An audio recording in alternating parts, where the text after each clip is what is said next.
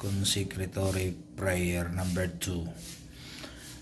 Santos gayud ikaw, Ginoo, ang tuburan sa tanang kasantos.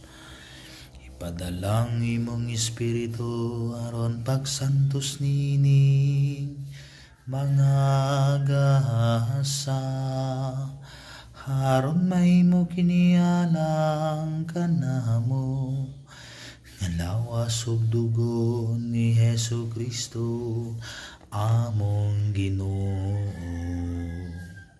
Sa pagpasakit sa iyang kaugalingon, mikuha siyaw pan, mipasalamat kanimo, mihipikas ug mihatag niini ngadto sa iyang mga tinun-an ug mihingon.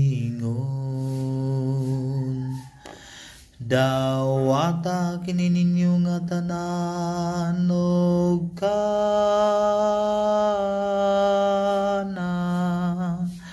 kay kini mao ang akong lawas nga itugyan alang kaninyo.